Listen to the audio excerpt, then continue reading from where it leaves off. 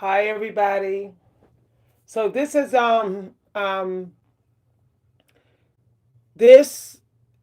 a video that might trigger some people. Some people may find this video weird or whatever, but this is a video that I think needs to be done discussing how to do self-care when you are dealing with trauma, depression, hurt, menopause, or if you're in menopause, because the men do have their own version of menopause, which I don't know why they try to act like they don't, but they do.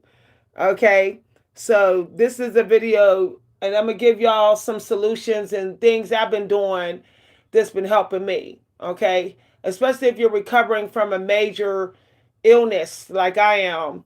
If you're dealing with thyroid problems, if you're dealing with hormone problems, grief, or whatever. So these are some solutions that I find that works for me.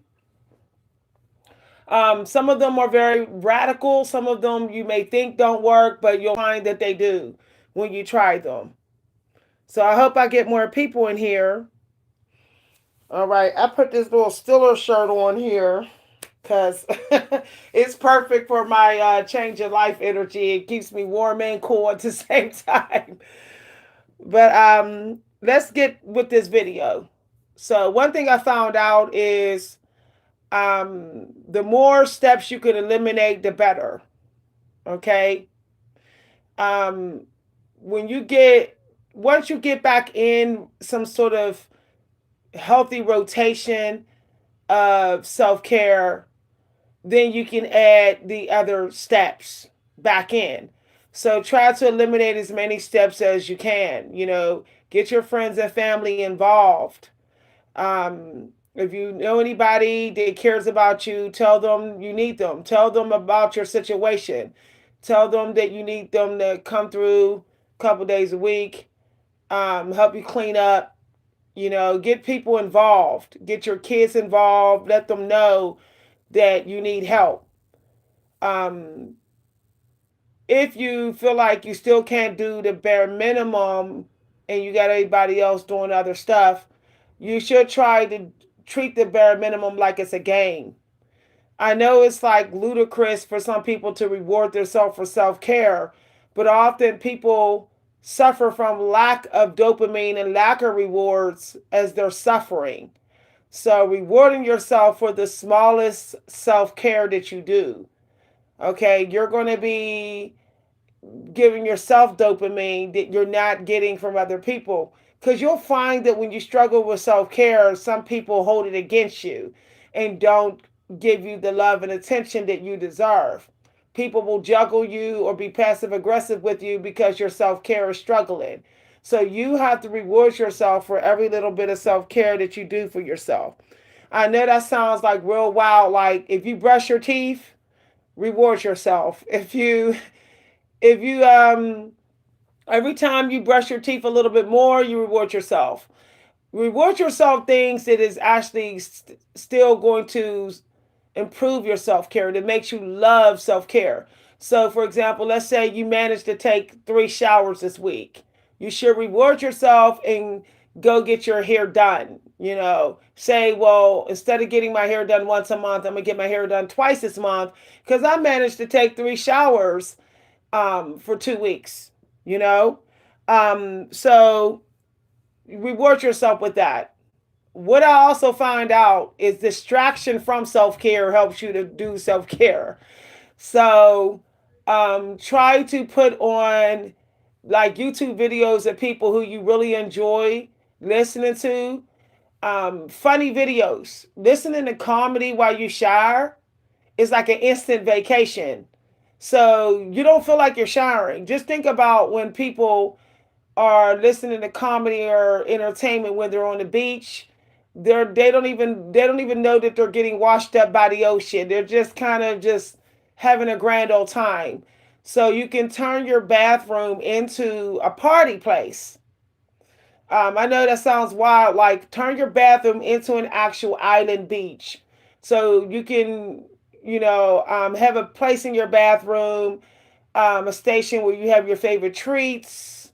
When you get out the shower, give yourself a treat. Like when cats are good, you give them a little treat. So things like that. Turn your bathroom into a place that you would naturally wash at. Make it tropical in some way. Like literally change the curtains. One thing that hurts self care when you're hurting is your bathroom being a place where it's just a place where you just cleanse dirt. That's not enough motivation to get in there. Not when you're hurting and suffering.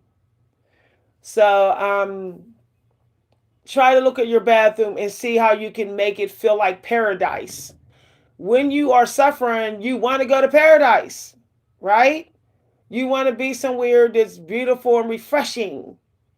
So, what I did when I was struggling with this extreme fatigue due to a health problem that I didn't know I had, and my change of life, what I did was I decided to I went in my bathroom and I decided to make shampoo in my bathroom carpet regularly.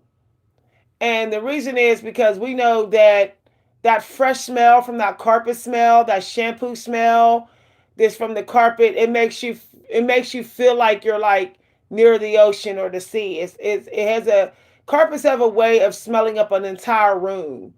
So I find that when I shampoo my carpets before I go in the bathroom, it makes the bathroom smell even fresher. Okay. Also, I find that this is going to sound expensive for some of y'all, but I find that like getting back on track with self care, with taking showers, updating your bathroom every season. We're supposed to be purging and releasing. Purging and releasing also means upgrading, like out with the old, in with the new. Even if the old still seems new, it's not new once we've gotten too used to it. So change it. Say, I want to do have more showers. So I'm gonna try a different look with this bathroom. I have a sister who has she she's no matter what's going on in her life, she's always very consistent with self-care. But one thing I find about her that's different than me and my little sister is that she is a Martha Stewart. She constantly upgrades her house. She does it every season. She's changing the design, the look. You'll go in her house this November and you'll see that it's all red, red and green. And then 2 months later it's gold and white. She always like out with the old, in with the new. But she has that type of the month that she was born makes her really good at that. Some of us struggle with that.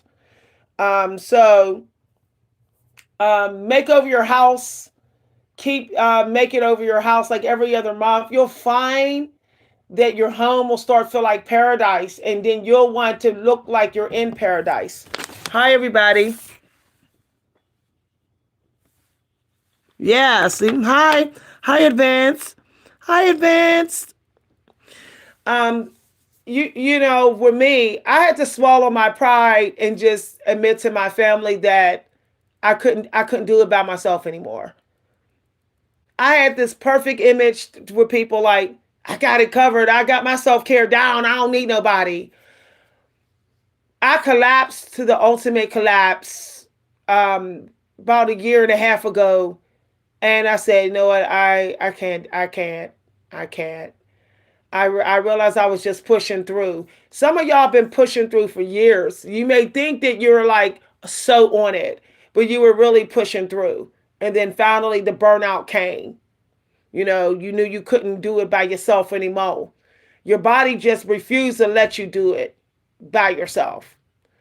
I have a family member who is finally feeling 20 something years. They've been working since they was 15 and they're finally feeling it. They can no longer do their self care on their own. The burnout's too strong. So I have volunteered to moisturize them. I'm literally moisturizing their body for them. I'm laying their clothes out. I'm helping them shower. It's really wild. I never thought I'd meet someone that know how I feel. That would actually be like, oh, now it's my turn. Believe it or not, everybody has a turn to have a self-care struggle time. A lot of people are just really good at hiding it. Okay. Um, some people will put on really nice clothes, but you don't even know that they didn't shower for 2 weeks. So don't feel ashamed. And we're talking about your house too. Don't feel ashamed. This what makes me miss the 90s, because in the 90s, if you had a messy house and you didn't shower for 2 days, nobody talked about you. Like, people would see that as an emergency. People would be like, "Oh, you need me to help you? Let me help you clean. Do you need me to help you shower, whatever?" People would just like immediately feel like they need to help you. Nowadays, people got this reputation to protect for no damn reason, when almost everybody's having their turn with struggling with self-care and house care. So I don't know why people are so secretive about it. Um, the more you hide it and not ask for help, the worse it gets. Seriously, the worse it gets. So the most people can tell you in your life is no. At least if they're hiding their self-care, you're actually doing better than them because you ask for help. You know? Um I recently went to my doctor and said, I cannot take this anymore. I'm not sleeping. This fatigue and these flashes and this nausea. I'm tired. I'm tired. It's a whole year I've only gotten 4 hours of sleep, and nothing I do is working. I told the doctor it's taking a toll on my mental health, self-care, everything's collapsing. So that's when she said, told me what I could take. I gave up and got sleeping medicine. Some of y'all, your self-care is suffering all because your cortisol isn't going down because you're not sleeping enough. If your sleep is cut short, your cortisol don't get the lower. You wake up with high cortisol already ready to collapse. When you wake up with high cortisol, you're going to collapse. So force yourself to go to sleep somehow. Force yourself to get extra sleep. You know what I started doing? This is going to sound radical. I actually started putting myself back to sleep. I would look and say 6 hours of sleep. Nope, I'm not. I'm not going to shower today. I already know I'm gonna collapse. I got 1 hour of energy in me. That's it. Not with this trauma and this body ache and these bone joints and all that. Early symptoms of osteo. I have early signs of osteo. My doctor is concerned about me having possibly osteo already, which my mother had in her 40s already. So, no, everybody knows who's dealing with early symptoms of osteo, how hard it is to move your body to shower without pain meds, bending around, twisting and stuff. So I've been putting myself back to sleep. I know people say, well, aren't you afraid of addiction to sleeping medicine? The kind of sleeping medicine I take, you can't get addicted to. So I basically look at the clock, 6 hours. I don't care if it's 5 a.m. in the morning. I'm taking me a shot of sleep medicine and I'm sleeping the morning away. That's radical because people will be like, you're dependent on sleep medicine. It's either that or catch a disease. It's either that or get yeast infections. It's either that or be collapsed all day. It's either that or not be able to eat TV dinners because I'm too drained to even cook a meal. There's too much to lose not sleeping. You got too much to lose. Your self-care, lack of self-care only gets worse the worse your sleep gets. Okay? So that's the very first thing to fix. Like, be notorious. Carry your sleeping medicine with you. Serious. If you go to somebody's house and you stay the night, to say, hey, I got to still take my sleeping medicine because I'm going to leave here already in collapsed energy and I'm not going to shower. Your pain is worse when you don't get enough sleep. Your trauma will stalk you like a damn lion when you don't get enough sleep. Like, I'm serious. Like, it's so hard to work through trauma when you're just exhausted. Hi, everybody. You know what? Kids will always help. I know that sounds wild. Get some kids involved. Like, let kids take over. These teenagers want to make some money. Seriously. No, once a month, put out a little notice outside on the pole, be like, I'm looking for 4 teenagers to clean my house from top to bottom. Now, this is going to sound like a wild thing. Have your house fully cleaned once a month. Only clean what has to be cleaned after that. Only thing that has to be cleaned after that is toilets and showers. I know y'all think your whole house needs to be cleaned every day. You are literally traumatized. You are suffering. Your self-care is going down the drain day by day, and you're on your way of getting sick because of struggle self-care. So you might as well just do the little sanitary napkin wiping in your house. Like, I'm just wiping handles. And once a month, have somebody come in here and bust it out. That's what I did when my parents, when my last parent died. I was totally collapsed. That was it. I knew my self-care. I literally didn't eat for 2 days after my father died. I was at my father's wake. Everybody was eating all this food, chicken, steak, and everything. And I wasn't eating. I couldn't eat nothing. I couldn't sleep, nothing. Hair fell out. Everything. My hair went gray. Some of y'all may remember 7 years ago, I didn't have no gray. This gray happened when I collapsed after my father died.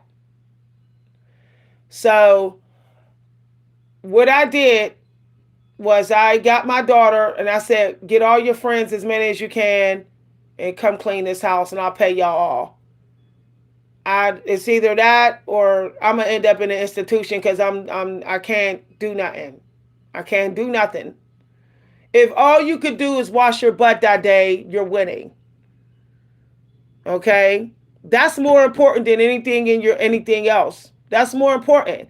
Ain't nothing more important than washing your butt. So if you manage to get your butt washed that day, you don't owe no explanation to anybody for not doing anything else. Okay? On the days that you be like, I cannot do a shower, that's when you do a little bit of dishes. Something has to be washed every day. A 10-minute, 5-minute wash is good enough. I did 10 minutes worth of dishes. I'm done. Serious.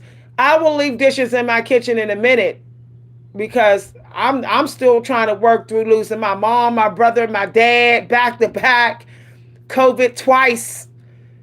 But some horrific news. My daughter, I don't want to tell her business, but something really bad happened to my daughter. My daughter's grieving right now. I'm like, you know what? Nah, I'm good. I'm good. Like, so I just I just say, I had to tell my family. See, if you don't tell your family, they think you're just lazy and trifling. You have to tell them, I'm disabled. That's a sign that you're disabled.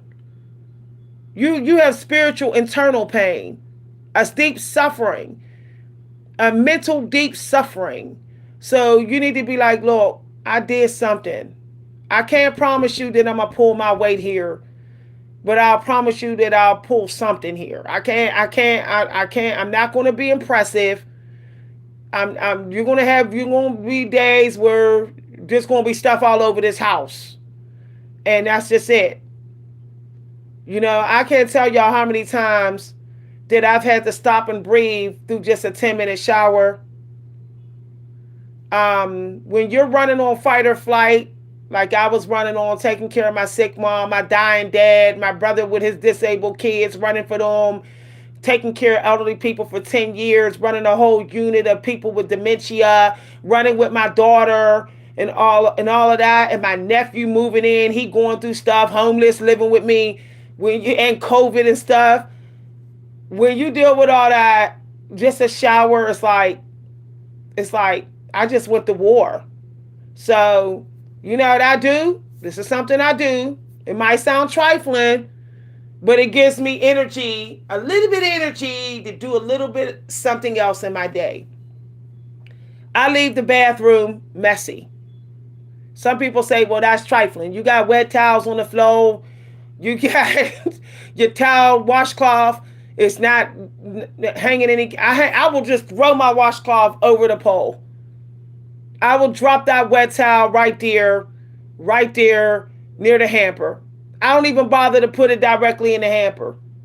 You may say you're the triflingest woman around, but I'm also suffering. I'm hurting deep, deep. So when people, I'm hurting in a grief, a type of grief, and now I'm grieving over my daughter. My daughter had a serious thing happen to her over this past few weeks, that something genetic that she got from our family that caused her to deal with something that I think she's just too young to deal with. So she called me crying. She came here. It's like, see, right when I think I can get this through this grieving and this thyroid problem, here comes another problem. Um, so allow yourself to be messy and don't give a damn. Serious. Guess what? One day out of that week, you'll be like, I'll do that little mess. I'll do a little bit of that mess. Look, the mess is never going to go away for good. It's always going to come back around. So if you take your time cleaning up a mess, a whole week cleaning up your bathroom, so what? It's just going to come back around. You just going to have another week of it. It's just cleaning never ends. It never goes away. So you might as well take your good old time. But don't skip on the washes. If you don't do anything but wash your feet, your armpits, and your butt, and your genitals, you're good. Like straight up. If you're struggling with self-care, you're probably long overdue for some deep rest. One vacation won't even fix it. You probably need a couple years of rest.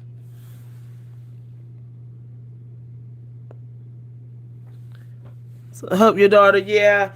Um, she's kind of in devastation because my daughter's like my twin, and everything that happened to me at her age is happening to her. And I know how hard it was for me, how how it took a toll on me, and I'm just hoping that she's strong enough to get through um, the genetic disappointment she's having. You know, she was all excited, then horrific news. But and I'm sad too because it affects me too. Her loss is the same as my loss too. So I'm kind of grieving. I'm grieving over the same thing. So I'm like, damn, here I am. This is like another type of grieving, and I'm trying to get in a regular cycle of washing my butt. Like this is real, y'all. Um, uh, Another thing, and then y'all can imagine what I'm going through because I got my daughter coming here grieving. Her and her boyfriend is grieving. I'm grieving because we're still going through it. Me and my husband like, damn, this is real bad news. So it's all everybody lost in this situation. So now my husband is like, can't take care of himself no more. I'm practically a caregiver in here, y'all. So it's like, damn.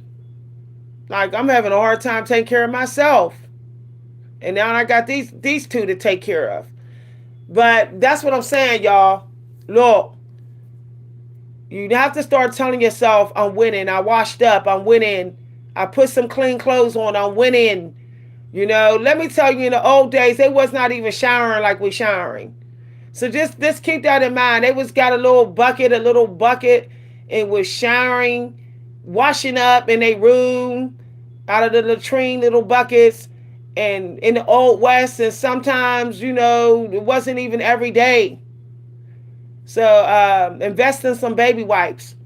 Another thing I find that helps with self-care is getting in the cycle of letting other people do it. Like having someone talk you into doing it with them. Like both of y'all get y'all hair done. The hard part is getting started. Okay. See, when you're struggling with self care, you often become agoraphobic at the same time. You're like, I don't want to go outside. I don't want to go nowhere. You start to have some self hate or self dislike, or you feel very insecure. The more you struggle with self care, the more insecure you become. Or you feel like you don't belong in society because you're not keeping up with your self care like you should, like everybody else, you know, even though most people aren't. It's just the illusion like they are. Like I knew this guy who had better teeth than me, perfect teeth, healthy teeth, and I could have swore he like was on his self care. Little did I know he's just genetically born with strong teeth. He like hardly ever brushes his teeth, and he really doesn't take showers. He just takes a little bath. And he's really messy. Like you can't even walk in through his house. So, see what I'm saying? I had to go behind the scenes and see that it was a little bit of illusion that he has better self care than me. So the thing is, because you start to feel like you let yourself go so much that you can't go out in society, it would take a friend or somebody to motivate you to go to the hair salon or to get your feet done. And then here's the thing, society and family sometimes make you feel guilty for spending money to get people to take care of you. People glamorize you doing it yourself. But guess what? We see what happened to the servants when they were doing it themselves. They was dropping dead. They wasn't, looking old, aging faster. The people who are aging slower are getting other people to do it. But they're acting like they're not. They're acting like they're not. They're like, I'm doing it all myself. No, you're not. There's no way that you're going through crises in the middle of a crisis because everybody got to, and you're looking so good. You have someone else picking up the load. You have someone cooking the dinner, cleaning. You have someone doing some of the stuff. So, um, don't feel bad for paying other people to do it. There's people that's going to think you're lazy. Like, why are you paying somebody to fold your clothes? Why are you paying somebody to wash your hair? I had a friend literally say, you're the only person I know that will go all the way to the salon to pay somebody to shampoo their hair. They was like, you're just going for a shampoo. And that's it. I said, I told him, I said, I am too burnt out to even shampoo my hair. If I can't. If I just shampoo my hair every week, like they say, or whatever, I'm totally burnt out. I'm not even going to probably get to the shower part. And they were like, "Oh, I didn't know that." I said, "Yeah, if you could feel how I could feel the fried. My heart chakra feels like fried corned beef. That's what it feels like." Oh, thank you very much. Thank you very much. Yeah, y'all, it was some horrific news. I just got blindsided by it. It just kept getting worse and worse and worse. So my daughter has to get surgery, and once she get that surgery, it's going to only be worse after that. So I think she's going to have to get counseling. I think we're going to have to see a therapist. She's going to have to see a therapist, somebody for mental health. Because I can't do it. I'm fried. I can't do it all. That's another thing as a parent. Sometimes as a parent, you got to swallow your pride and be like, I got to let my child go to somebody else. I'm not capable mentally or emotionally. I can't handle it. Um, Parents don't want to say that. They think they failed as a parent. But you getting your child the help that you can't provide because you're burnt is actually still being a good parent. Yeah. I mean, I don't know about y'all, but when you get over 40, washing your own hair feels like torture. Like bending your neck sideways, back, forward, and all that, and forward bending. And this, I know people say, well, why don't you just wash your hair in the shower? When you're over 40 and you're a woman, you can't do that. That shampoo with the products from your hair running down your skin will literally break you out. When you're over 40, your pH is too sensitive to have dirty shampoo water running down your body, running down your butt crack and stuff. Um, so it's not an option. Why do you think they always take elderly people to the salon to get their hair done in the retirement homes? Or they have a hair wash and bend like there. They literally have salons in the retirement homes because they know that those old ladies cannot be bent over in a sink, and shampooing them standing up would like is unsanitary for their body. Another way I get through self care. I know this sounds crazy, but to have a do nothing life. Like literally, all you do is only what you got to. Like I'm gonna cook me some food. If you have a toaster oven, minimize your food to being cooked in one way. Cook everything in a toaster oven. You know, I know some of y'all don't do microwaves, but Betty Crocker has a microwave cookbook where you could cook all your meals in a microwave, every breakfast, lunch, dinner, whatever. Um, I find that struggling with self care is because you still got too much clutter, toxic clutter in you. So the last thing you want to do is have a busy self care. You want to minimize that self care. You want one step. Like what I find helps me is one wash. I know it's crazy because people be like, I can't. I need to wash two, three times. Me washing in the shower, scrubbing my body three times in the shower, it's like I just got in a cat fight with somebody. It's hella fat. It's hella fat. I'm exhausted. Literally. I'm bitching all the way from the shower to the bathroom. It's like I'm fucking, my joints is hurting and shit. So I'm sorry to cuss y'all, but it just puts me in that energy just thinking of a glorious shower for 20 minutes. It's super exhausting. Um, so I find, hey, at least I showed up and I did one wash.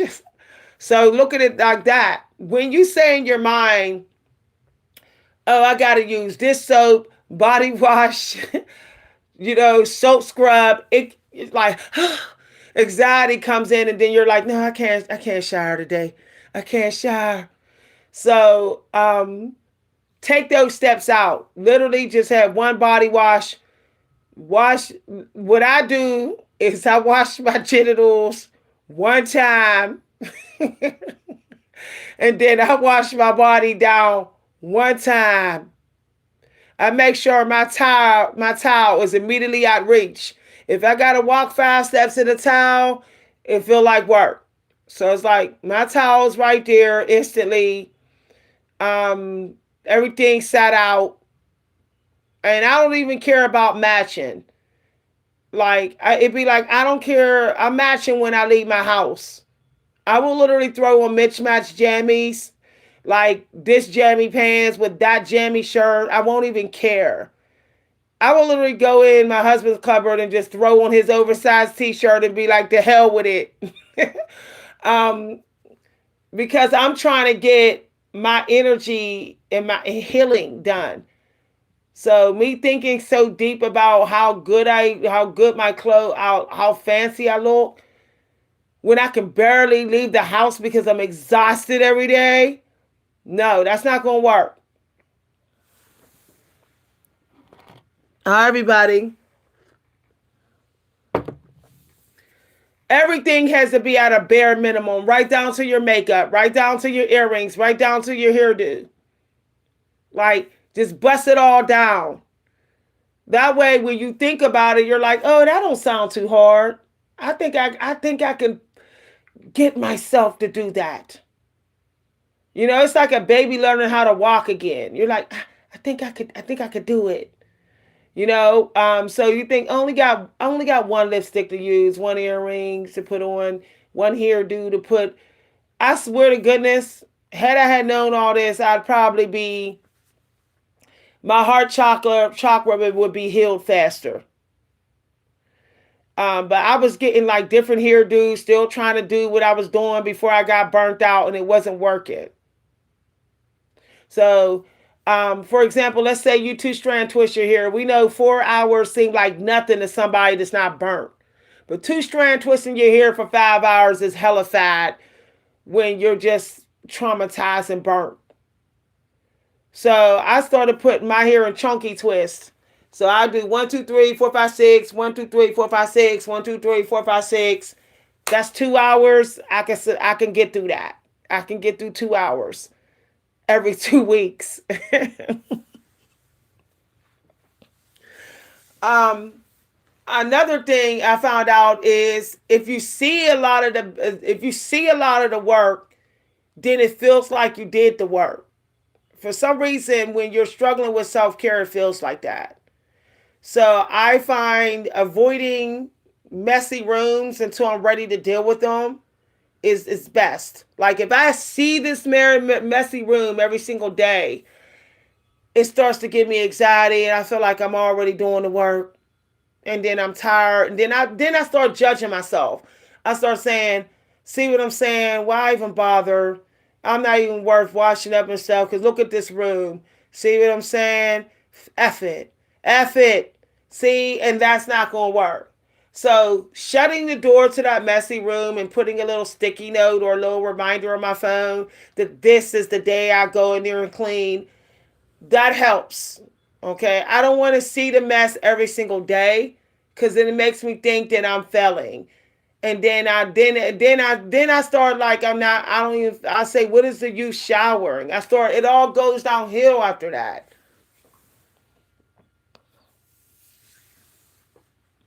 Somebody said it triggers your pinched nerve. I've always had eczema. Exactly. Exactly. Um, I really think that our ancestors, they didn't have to deal with this because we got to think that y'all, they pretty much had a 4 hour work day.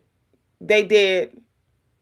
They pretty much had a 4 hour work day. They were standing around talking, laughing, joking whenever they felt like it. Nobody was telling them they couldn't do it. Plus, they were walking around with locks in their hair every single day. They didn't have to do their hair every week. They could just dip their hair in the spring water, mineral water, and go about their way. They were sitting by the fire with ashes. The ashes actually keep you clean, believe it or not. Ashes kill toxins and bacteria, but it also kills odors. So they're sitting by the fire, ashes is blowing on them. When you camp out enough, you learn that when the ashes land on you and on you every day, it's like it feels, your body is detox. Your body feels no different than like you took a shower. You will have like no odor and you'll feel refreshed too. Um, so yeah, we gotta understand that they had all kind of ways to never ever experience burnout. We're not in them times, so you have to find ways to get around it. Now here's another thing: if you got money and you got a nice savings, I highly recommend that you go and stay in the woods sometime. It has a way of giving you a real deep energy reset. I noticed my burnout was taking long to go away when I stopped camping out. Me and my family would always camp out between September and October, and I find that a lot of people are completely burnt, exhausted by August. That's why they call it the dog days of August. By the end of August, it's like, tired. I'm tired. I don't think I can finish this year. So, scheduling your vacations at the end of harvest season, it's going to help you to get that reboot. If you try to like keep going for the rest of the year, you'll find that if you do that year after year for a couple years, you're just in such deep burnout, it's hard to get out of. So, I have a friend who worked 30 years as a prison guard, and he always goes to the beach for a few weeks at the end of August into mid September. And he literally does, him and his family literally does nothing. They don't even try to like turn up. You know, you would think that they go to the beach, they turning up. They don't. They just sit on the beach and sip their little drink. It's a lot of laying around. It's a lot of doing nothing, absolutely nothing. Just chilling and listening to soft music and stuff, and all of that. It was very weird to me because I come from a time period where vacation had to be turned up, have a grand old time. But to finally see how important it is to use vacation as to be in nothing energy and unapologetic about it is important for that reset and healing. Um, so I said that's how they got through 30 years and working in the Navy. They were retired Navy SEALs plus 30 years prison guard. I said they literally go away for 4 weeks and do nothing. Basically, they're not even in civilization. They don't do no cooking. They eat 5-star places. They don't even do their own cleaning when they're on vacation. Everything's done for them. All they got to do is sit there. So when I went camping, that's pretty much what was we were doing. All I had to do was chop wood. Like cut the wood up a little bit and start the fire. All the cooking was done by the men. So the women just sat with the kids, when I went camping for years. And I don't understand why I was able to have that reset. Like, just don't have to work for society. Just totally just wait for civilization. Some of y'all need to leave civilization for a while. I know that sounds wild, but some of y'all need to pack one bag of clothes, go up in a cabin somewhere for about 4 or 5 weeks, and bring your food there. Get a cooler, get a couple coolers, cook the food at the grill pit, wash up only every other day, and don't use technology, and just play old fashioned games, watch funny films. When we went camping for 20 years, me, my daughter, and my husband and his friends and their families, 10 years, another 10 years, me, my daughter, and my husband went on our own. We played, we only, when we did watch movies on our laptop, it was only funny movies. No one was allowed to be on social media. No one was allowed to use YouTube or whatever. It was, forbidden. We played old fashioned games and just sat by the fire, talked and laughed, went on hikes, went to the lake. It was like, the days are very long, but it's like you realize how much life you have, and the longness of the days aren't like work days. The longness of the days feel like, you wish the days could be even longer. You're like, this was long, but I wish it was longer. It's very weird. The way time works with your healing process is different when you're out of civilization. You'll notice that you can't feel those toxic energy surges of the circadian clock rhythm of other people. You can't even feel your enemies anymore. You cannot even feel your toxic boss and stuff. Like, it's like they don't even exist. And I remember my boss used to get aggravated. She was a narcissist. And she would get irritated and aggravated when I would say, yeah, this is my vacation time in the cabin in the woods. And I noticed she would always try to make it like, oh, I can still write you up for PTO time, because she knew that I was like kicking her out of my energy. Hi, everybody. So, some more tips with self-care. I noticed this is going to be a radical one. But wash up and leave your house. Just stay away from it. Stay away from it until it's time for you to, almost go to bed. And that last hour, do a little bit of cleaning and go to sleep. I couldn't understand why I was like unstoppable with my energy. But I realized that everything we're going through is often happening in our homes. And that's affecting healing process. So when you leave your home, whatever toxic energy in there that's contributing to your burnout or slow healing, it has nowhere to go but out the window. It has nowhere to go but out opening in your home. It can't jump on you. So when you say I'm getting cleaned up and I'm going somewhere and I'm staying out all day and I'm coming in only to have dinner and go to sleep, clean up a little bit and go to sleep. Like spending one day in your home a week, that's it. You will find that you're actually healing faster, that you're taking better care of yourself. See, when you have somewhere to go, you're going to do something with your health, even if it's just like a little baby wipe up, wash up. You're going to do something, and doing something is better than nothing.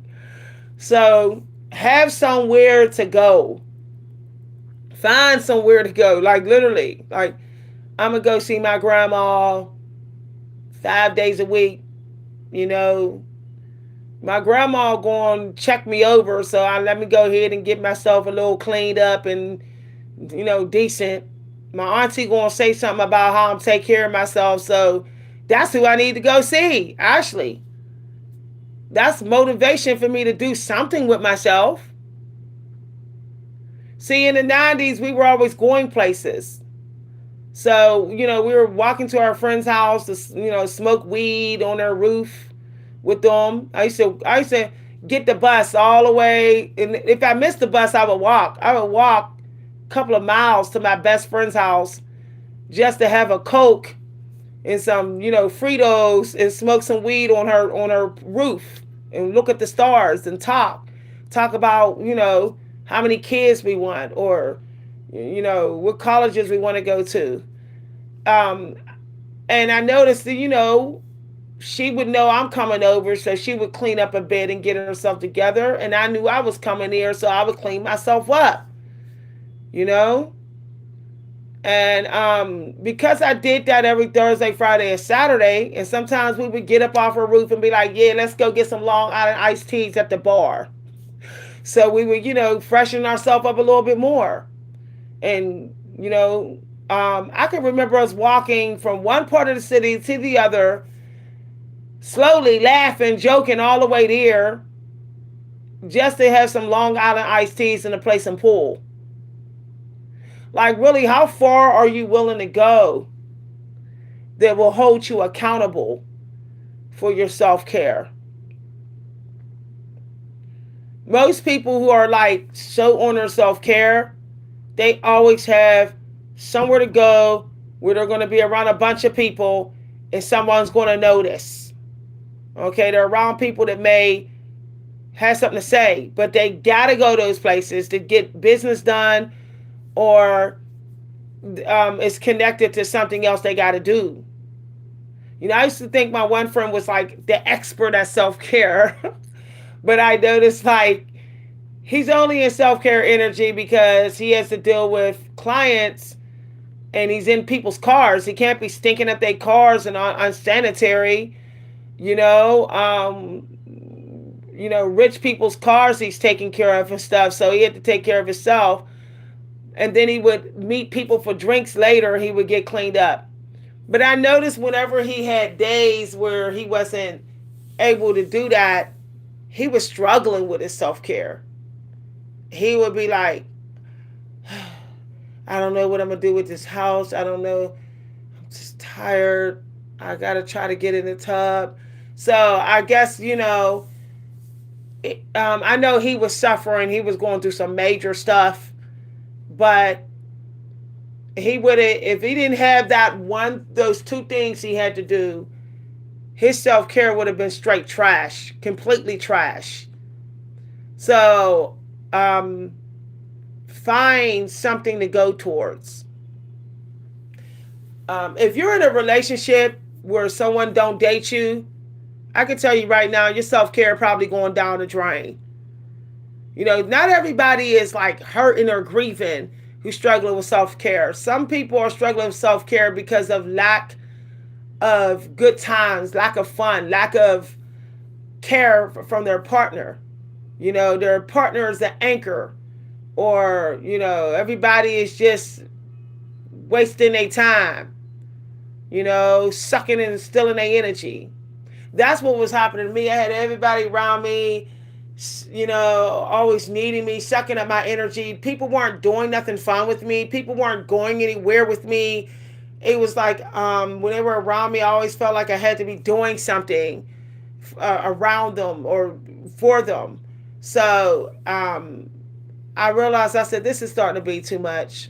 You know, can't even enjoy my Christmas. You know, I try to do Christmas, holidays.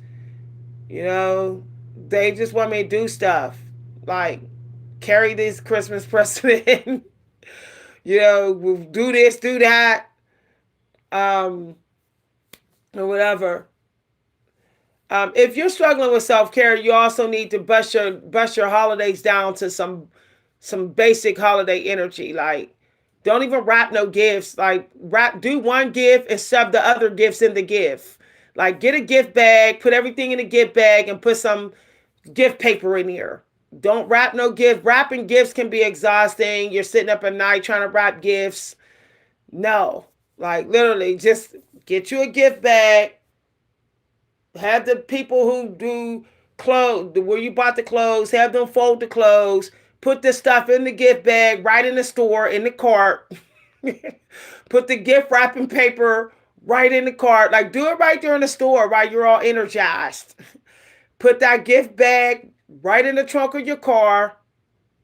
Okay, go home. Put the gift not far from the living room with a tree at. You know, stick it behind a couch or something. And then Christmas morning, just go over and put that gift bag right there. That's what I did one year. I said, while I'm energized shopping, I'm gonna go ahead and do these gifts right here in this car. Right here in the buggy. I ain't wrapping, I'm just putting stuff in gift bags. Yeah, and enjoyment is really important for healing. You know, I noticed when my mom died, people started trying to keep me from being happy.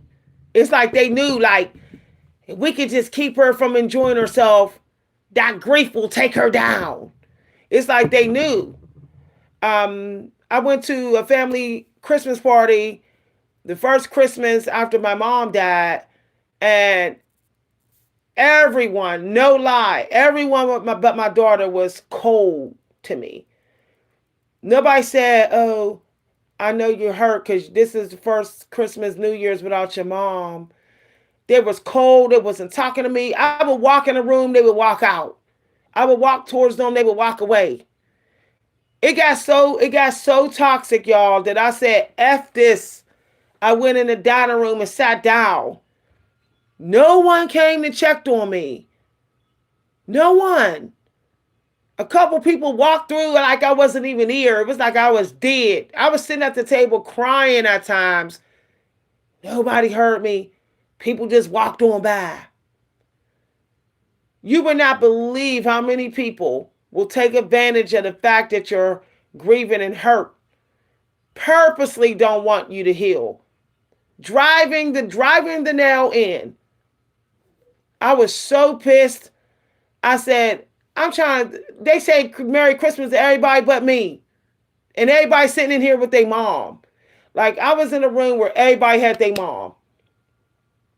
I'm the only person in there without my mom. Everybody in there knew how I took care of my mom. I was close to my mom, always running for my mom. They all knew I was the caregiver of my mom. But straight cold, y'all. Guess what? I was like, you know what? Only way I'll do a holiday with this family is if my daughter wants me to go with her. If she doesn't go, I'm not going. And I'm not going to be standing in the house. I'll be outside with my daughter, and when she's ready to go, we going. If she don't go, I'm not going. So the last three, I didn't go. I was like, I'm good. I even told my daughter last year, I was like, you get, I'm sorry, you got your dad. I'm not, I'm good. You know, I'm really just starting my healing process because I went from burying my mom straight to COVID, and people got to understand that it takes years to get over losing a parent. So I had to put my grieving on hold and protect myself from COVID. So now that like the COVID vaccine stuff and everything is like, moved along or whatever, now I can try to assess you know, my life without my mother. But it's like they want to drive the nail in, the toxic family members. So I said I'm gonna go ahead and not do no holidays. I see how they are. Yeah, they was jealous. I believe they were. I have two friends that haven't spoken to me. They was my ride or die friends for 10 years straight. Soon as they found out my mom died, they never spoke to me again.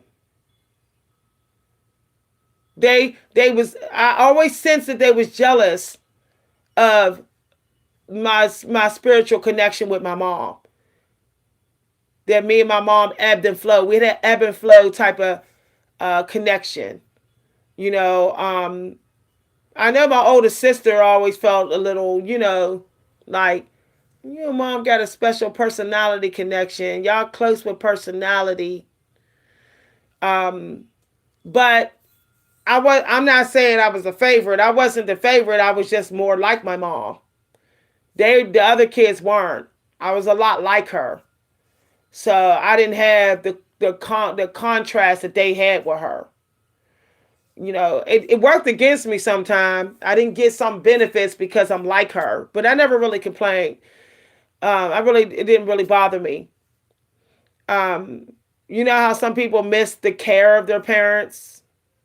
I miss the social activity. I miss the talking to my mom.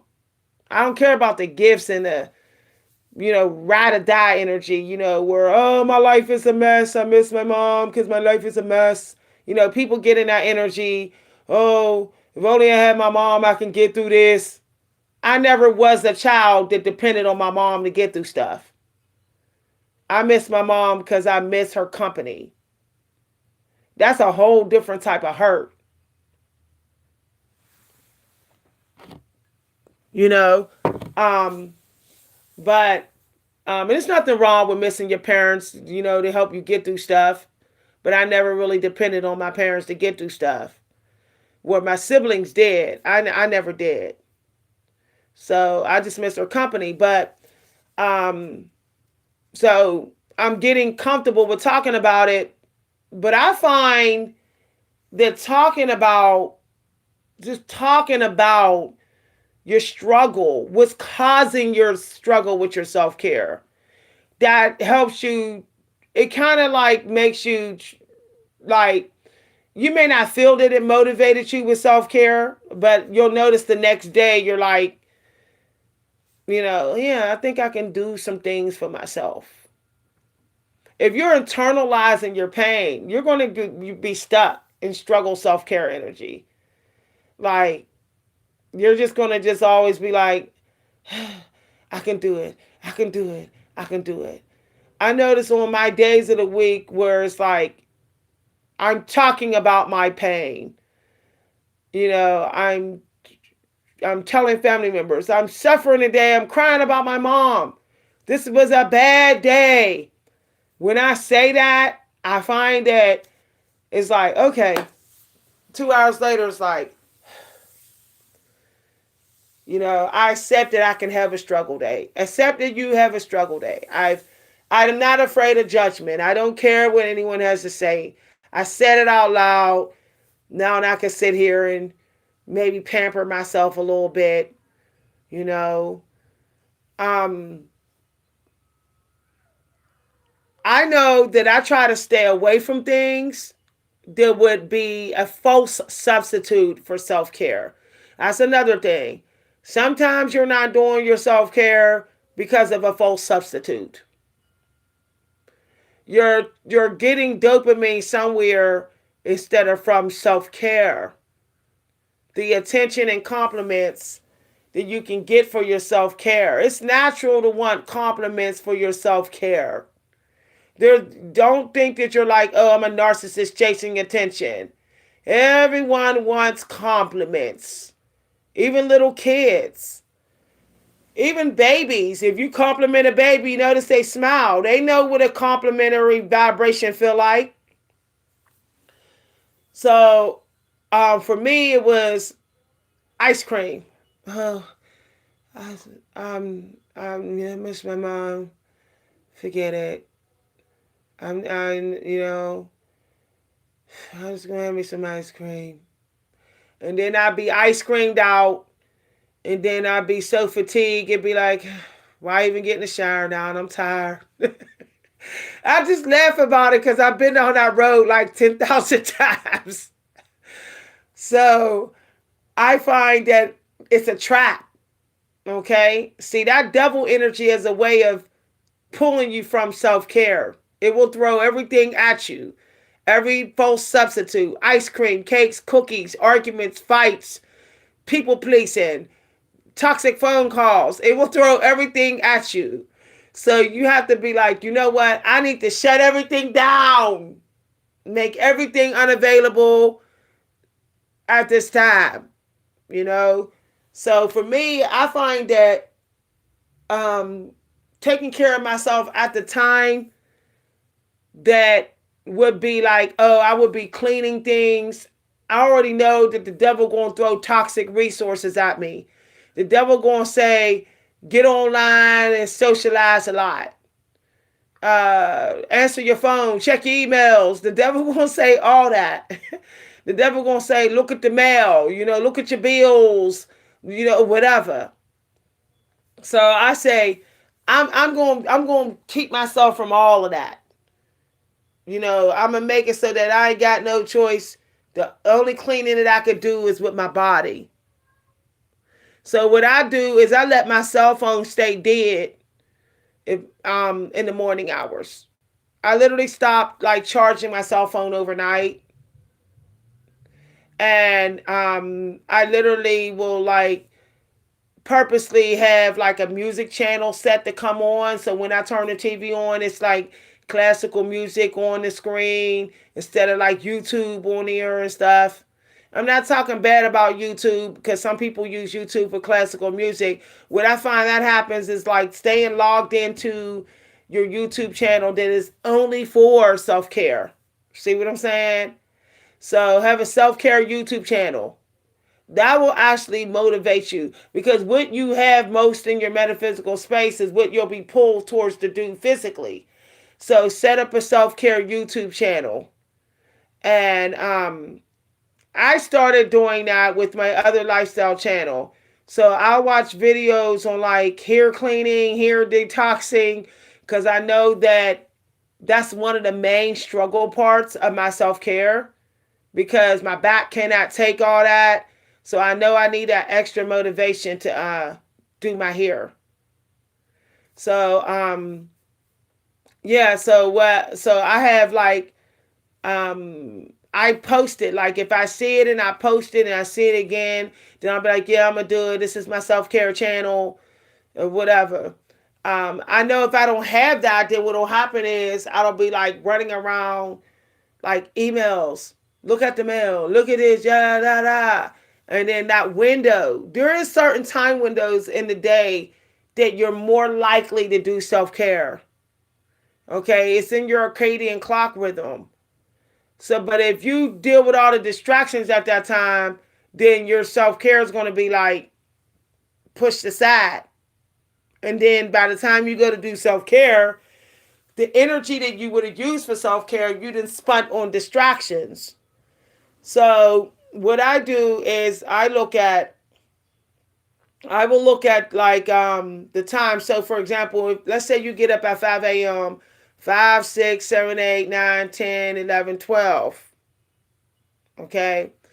That means by within 8 hours, you probably should take a shower. 12 o'clock is actually a pretty good time to shower. Believe it or not, a lot of queens and empresses in the old days, sometimes they didn't even shower till 12 o'clock. I know that seems wild, but some of them walked around in their robes the first couple hours. Just walked around their land or walked around their kingdom, watering plants, meditation in their robe, and then just nibbling on fruit. The slowest self care with their hair you can imagine, taking 4 or 5 hours on their hair, and then finally getting in the shower at 12 o'clock. So sometimes you just can't do morning showers. And sometimes you just can't do an afternoon shower. Some of y'all can only do a 10-minute bedtime shower. If you try to step outside of that, then it feels like work. Hi everybody.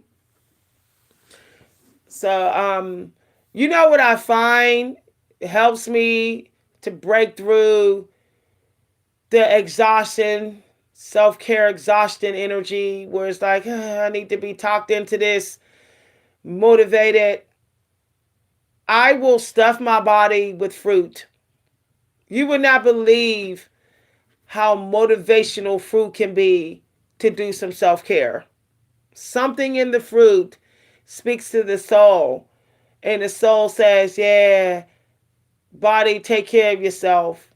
So I will eat a variety of fruit. When I hit a real struggle week where it's like, if I don't do something, if I don't shower, I swear to goodness, I'm gonna collapse down and be done. So if I get a week where I'm struggling just to shower every other day, or at least every 2 days, shower, wash up, and I can't even do that, I know I gotta go hard on the fruit and the magnesium. I know I do. Potassium, magnesium, and fruit. So I will literally have me a half a banger. The banger drinks. I like them because they got MCT oil in them. They're not like Red Bull, because bangers have 300 grams of caffeine, which is pretty much the amount at the most you can have a day. So I will have a half a banger that day because it has protein, fruit, MCT oil, plus, as I said, I'll get at least 150 grams of caffeine in, which means I'm safe. My heart health is safe that day. It's safe. It's okay. It's not pushed too far. And I will have a banana, lemon, baking soda in my tea.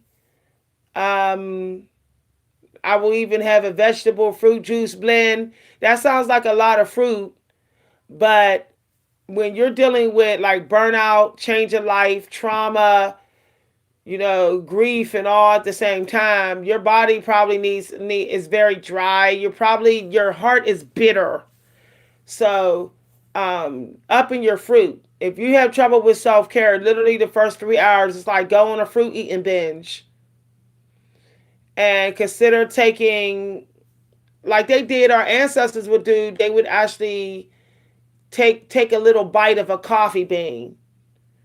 So they will all take a little bite of the bean. It might be one bean. But if you don't like coffee, you can have maca tea. Maca green tea gives you energy. Low energy, along with hurting, will literally sabotage self care, bring you to your knees. Like you'll be like no self care for days. So last thing you want to do is be like super low energy every day. So I'll fill my cup up with fruit. I'll imagine that I'm in the Garden of Eden, and God hasn't brought the animals yet. So I also will carb load as well. So for example, this morning I had um, like the first supper bread. You know how the first supper bread look. I had a piece of that. I had one of those. I had whole grain wheats, and I had banana, lemon, baking soda in my lemon water with ginger for insulin health. I had like less than a half of a banger, which MCT oil in it, plus peaches and mango and minerals. It has minerals in it. I also took my vitamins and my MCM vitamin. So, I mean, MSM vitamin. So, this was how my 4 hours went. At least 4 hours. It might have been up to 6 hours. But I noticed a massive energy boost. Okay. Then, when I had my lunch, I had like a soup spoonful of sliced chicken over rice, and I had tea on the side. That might sound like a lot of calories a day, but it's not. I mean, four servings of fruit, 500 calories at the most. See what I'm saying? The chicken over rice, that was probably 500 calories. So I'm doing really, really good today. Really, really good with my calorie intake. But I had a massive energy surge. Now, I know this sounds real wild with self care. Some of y'all be like, I don't know how I'm going to do that. The next thing is get your energy up. In order to get your energy up, you got to use energy. So, do one sprint running in place. Don't even think about doing a bunch. Do one sprint running in place. Just one hit. Okay? Put on your most favorite high vibing song. For me, it's like Jamaican music.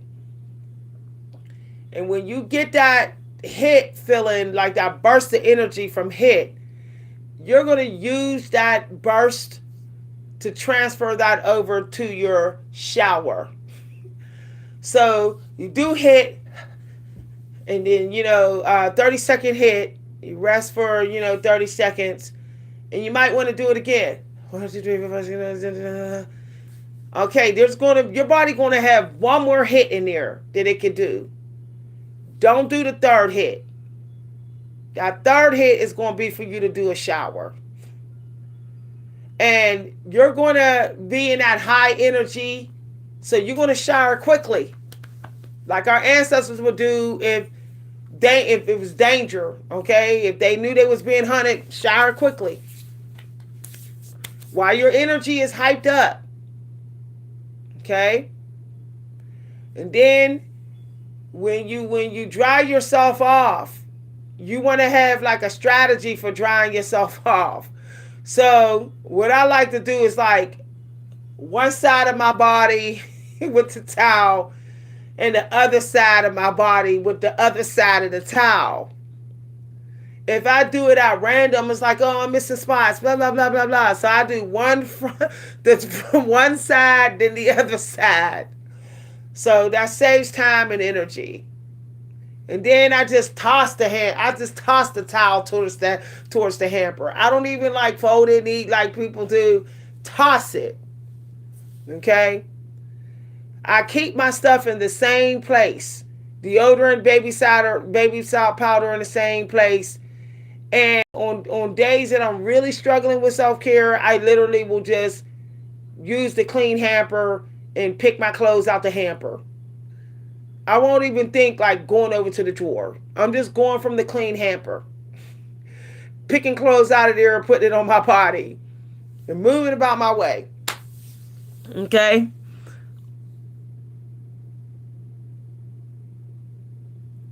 Yeah, exactly.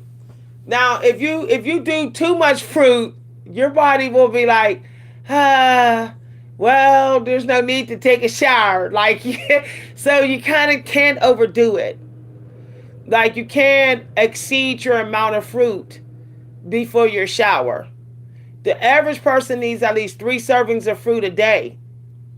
If you're very fatigued, change of life, thyroid problems, menopause, you probably need at least 6 servings. That's deep though, y'all. You need more. Okay? Pain, suffering, trauma, you're dry. You're dry. So, I had 4 servings: banana, fruit juice, lemon, and yeah, that was it. And I had some little green vegetable juice. We're talking about hydration stuff. You could say just fruits, but anything that hydrates you. If you have too much hydration, you will not get in the shower. You will not. So, um, you can actually use hydration intake of food as a partial shower. We'll get into that because the body does wash you up from the inside too. So you can pretty much do a. I find that on my days where I'm well hydrated, I can do a 5 minute shower and be good. Like one wash down and out. Or I can just do a wash up, hit the main spots in my body, and be cool. I won't feel slimy or itchy. I won't feel slimy elsewhere because my hydration is real good that day. Okay. So I can always know when I need to have a glorified shower is when I had a bad hydration day. And bad hydration day when you're struggling with self-care is like horrific. Okay? Invest in a fruit bowl. Like literally, if you have trouble getting washing up every day, you should literally have a basket of fruit and protein snacks because your energy is just trash. I have a nephew who always needed motivated to get going, shower and stuff like that. His energy was always depleted because he was traumatized by bullies, fighting all the time, people picking on him. Um, and I had another nephew who's gay, who's been through a lot, and he's struggling with his self care and health and all. So one day when they went to stay with me the weekend, I put that basket there because I knew they needed it like I needed it. So I had this big basket and I stuffed it with all kind of fruit and it had seeds, protein bars, granola bars, everything in there. And I noticed on the second day they was like real motivated, like, yeah, Auntie, you want me to help you? Yeah, I'm gonna go take my shower. Like my nephew was like, I'm gonna take a shower. The bowl was like love to them. Food gives you dopamine, and so it gives you the happy hormones. And when you happy, you want to get in the shower. You're like, I feel pretty good. I can take a shower. You suddenly will get this energy out of nowhere. When you're happy, you will get energy out of nowhere to take a shower. You won't even be able to explain how you got the energy. You just know somehow the happy hormone gave it to you. So I would go, y'all just fire on this bowl, eat through this bowl through the day. And I never forget my little nephew. He's real funny, y'all. He needs to be a comedian. He was like, this food is so fulfilling. My nephew that has burnout, my little nephew that has burnout from dealing with toxic schoolmates and stuff. And it was so funny. I said, that's because it make you happy. This is the food to make you happy.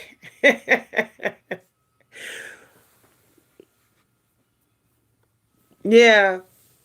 I mean, sometimes you have to also you don't feel like you're favored. Like let's keep it real. We all have that those days where you be like, I don't feel so favored today. But let me tell you, when you got organic, abundant, beautiful food sitting right in your face, you will feel favored. So I find like taking some of your junk food out of your kitchen and loading it up with things that your grandmother would have. You know, your grandmother would probably have nuts, seeds, peppermint candy, fruit, different things like that. Um, old people, they ain't even worried about feeling favored. They already think they favored. They didn't live. They know what favored is. So um, they keep stuff in their face that remind them that they're favored. Pictures of loved ones who have loved them. They can see the pictures. Put pictures out of people who have loved you. Create a little memorial in your house and go and talk to the soul of that person and tell them you miss them, you love them, and think of the good times and think of the lessons they gave you. And, think of what they would say to you if you couldn't do self care. What would they say to you?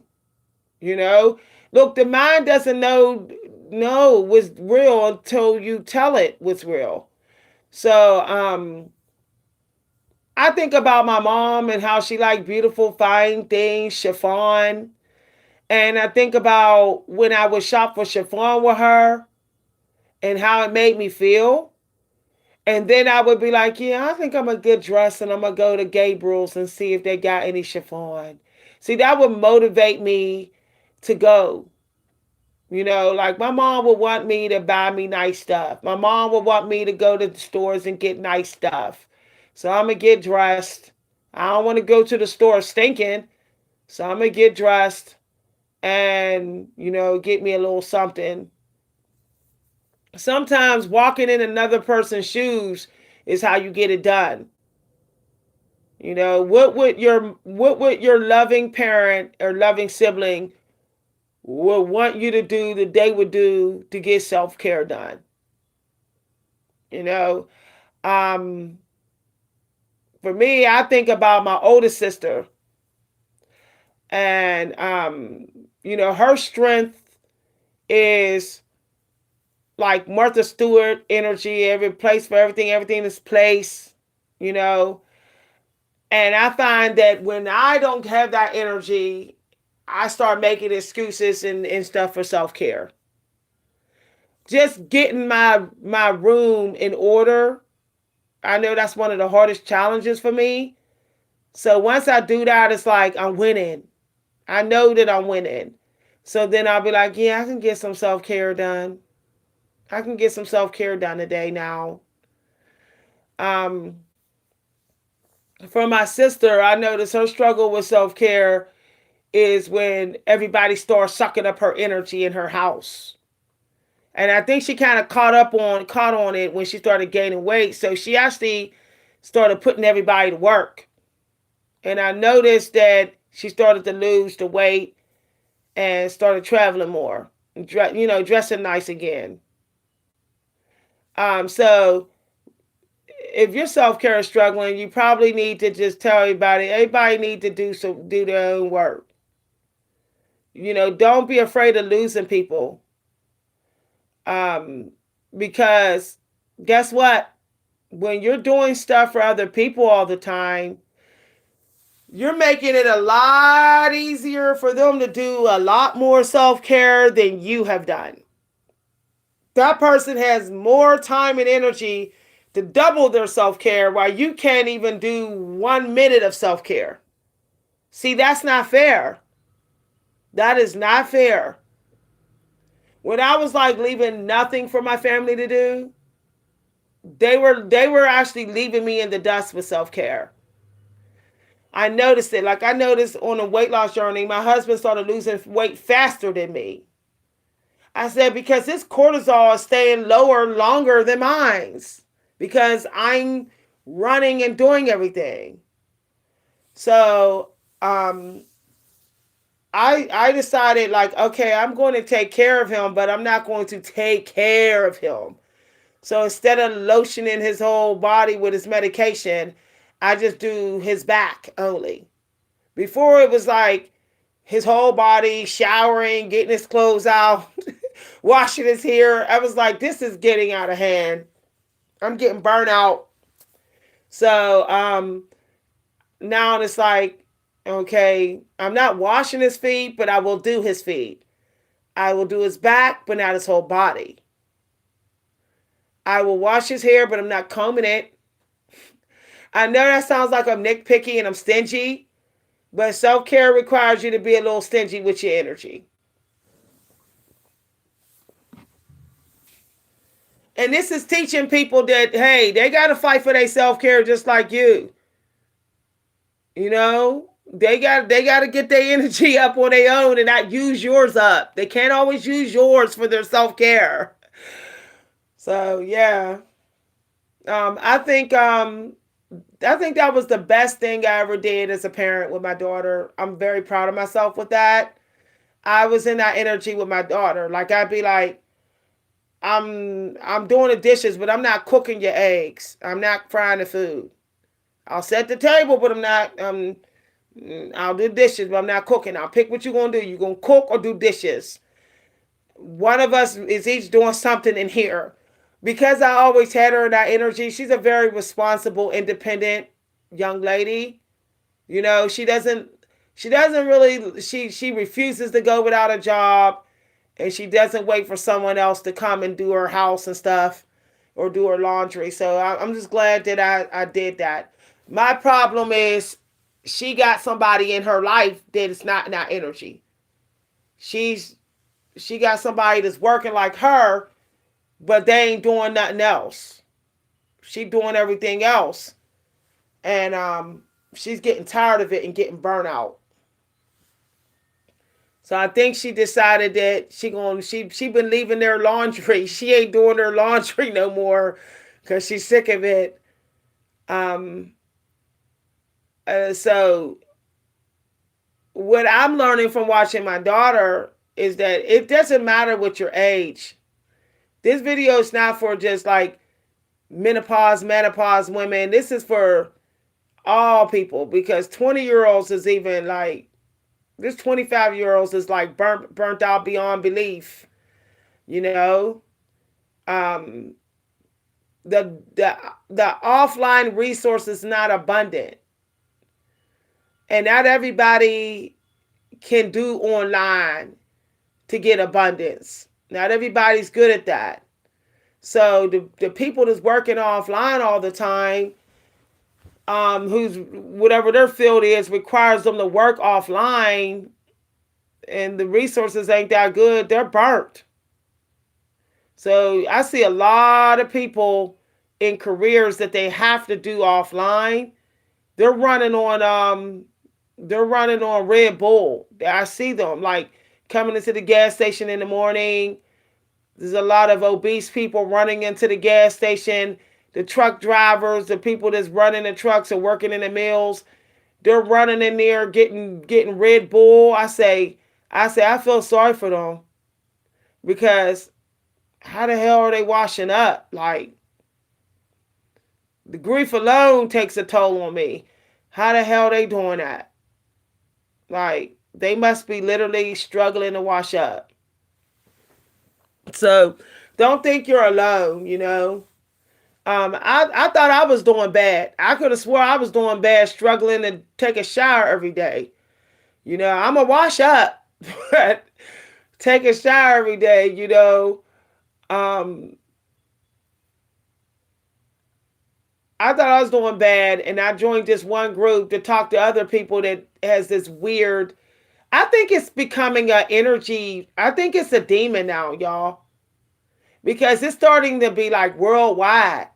Like if y'all ever go on like corona groups, it's like countless people saying this. Like for some reason I can't. I'm having a trouble with self care and showering. You know, it's like I'm feeling depleted. I'm running out of energy very fast, and weird depression coming on, and burnout out of nowhere. I think it's big. I think it's a worldwide. I think they need to treat it like a possibly epidemic now, y'all. Um, we're going to see a lot of people just like at the food banks, like, I can't work. It's either shower or work. And I can't work without taking a shower. But I feel like it's either I self care or work. I'm being forced to choose here. The drainage is forcing me to choose. That's a shame. That's a shame. We should not have to choose between self care and work. It's sad. I see a lot of people at places, and you could tell like they didn't do no self care. They working with no self care. I saw a man working out Walmart with roaches in his hair. No lie, y'all. He was working out Walmart and he had roaches all in his locks, and he smelled, and his skin looked real dirty, and I felt bad for him. I said, he's probably like working 2, 3 jobs, and he probably didn't have no time. And he's probably like just washing his genitals, running to work. And he's running to work with roaches in his hair. And I was ready to like I didn't want to embarrass him and be like, you're smelling really bad and you got roaches in your hair. I didn't want to say that because there's like a lot of people around. And I didn't want to pick the roaches out because it's like I don't want the eggs on me, and I take roaches home to my house. So it's like there was nothing I could do. But when I saw that, that let me know like there's people that's really sacrificing self care just to be able to pay their bills. That's crazy. I have a neighbor that literally only has 2 hours to themselves. I don't know how they're making it. My neighbor is literally sleeps all day and works all night. And then like I could tell like he's shopping in his work clothes. He's in the same clothes he wore from work, he's shopping in. I'm like, how the hell he getting any self care in? I mean, he's not married. Who's in there cleaning, like cleaning his house and stuff? So don't feel bad, y'all. Um, I'm in a group right now, and then the one guy in the group was like, I haven't showered in 10 days. I said, woo, child. He said depression is taking me down. I said, look, if it get that bad, quit everything. Just quit everything. You know, tell your boss you got to work part time, or you're going to have to go on welfare because you're just too beat down, and you got to shower.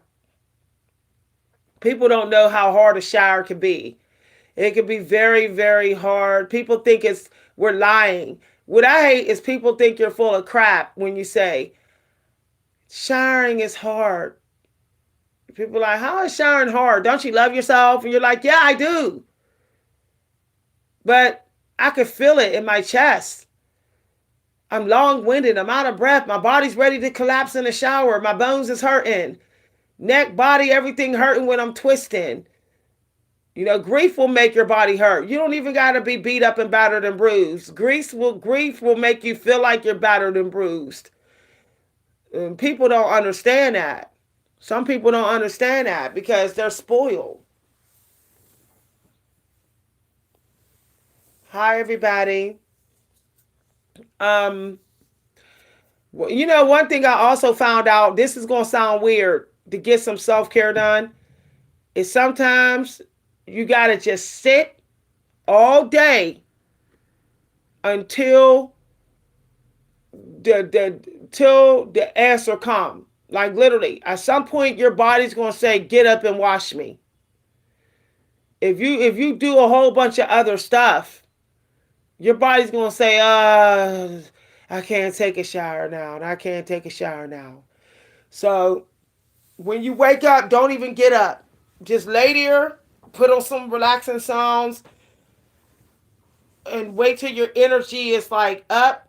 Get somebody in your home. If you live with somebody, have them bring you your little favorite tea, smoke your CBD until you are charged with energy. Don't even think of getting up. And when you get that charge of energy, go straight to the shower. When I'm like at my lowest of lows, I will literally. I have family members that be like, "Why are you still laying in the dark? You've been laying there for 2 hours." I'd be like, "I'm laying there until my body can get up, till it can get up and love itself. I'm gonna keep on laying here." And then sometimes it's on the third or fourth hour, and I'll be like, "Okay, I'm up. I'm up. I'm gonna go ahead and wash up. I'm gonna go ahead and at least wash up. I'm gonna wash something on me. I'm gonna get it going. I'm gonna get it going. I'm gonna brush my teeth, wash my face at least, and get things going here. Get a little exercise, and then just run right to the shower." I find that it's easy to shower when you had a little exercise. It's a little bit. So I'll jump up and be like, "Okay, wash my face, have my tea, little bit of exercise. And then while the fire's hot, jump in the shower." For real, sometimes, y'all, this is going to sound gross, but sometimes you got to know how funky you is to get in the shower. Sometimes let the funk overwhelm you. Like, for real, if you haven't showered for 2 days, be like, "I need to know how funky I am, so I will go in there and shower." If you keep making yourself comfortable with the funk, you're not going to go in the shower. So literally keep sniffing yourself. Sniff it till you can't take it, till you want to run, till you can't stand the smell of your own A. I had a older friend tell me that. I say, you got old is when you can't stand the smell of your own A. When that's your motivation to shower. I said, I started laughing when my friend said that. I said, that's actually very true. Oh, he is so funny. My music friend is so funny. He'll have you laughing all day. I said, you know what? Um, there's a lot of people who are saying it's okay not to shower because they're depressed. And the only reason why they saying that is because they can't smell their own A yet. I said, but when they get over 40, their pheromones is not going to hide the funk. See, when you're young, the pheromones be overriding the funk. So you don't even know how funky you are when you're unclean and depressed. But when you get over 40, those hormone levels drop. You will know the moment that you need to shower. You will know. You will know. And you'll be like, okay, all right. Now, if you're using distractions, at some point that funk is going to be all up in your face. Febreze is not going to work. Nothing's going to work. And you're going to run like hell to the shower. Depressed, tired, and everything. You're going to run the wash up at least for 10 minutes. But you don't want to be like spending, if you're in your 20s, the next 10 years just like funkified and you don't even know that you're funky. Like, I've been around young people and it's like they're funky and they don't know they're funky because their hormones. They're picking up the hormones of the opposite sex in their own and stuff, so they can't smell it. They don't even realize that they haven't washed for 2 days and they stink. I used to think that young people were just being reckless or whatever. But then I was like, maybe they don't smell it. All the hormones and all that flooding their nose and stuff. Their brain can't pick up their own funk. So I would tell the young people when they stay with me, you have to take a shower. They'd be like, no, I don't stink or whatever. I'd be like, look, you didn't shower in 2 days. You can't smell it. Your hormones. I'm over here and over 40. I can smell it. You'll notice when you get over 40, you can smell everybody who didn't shower. Like, it's like you can smell every funk from everybody everywhere. Something about your it's I think it's like a low key reward protection since you know everything else is declining. I think that's the way the creator makes you protect yourself.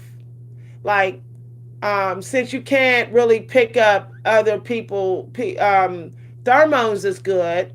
The creator makes it so that you can at least smell the sanitation of the person.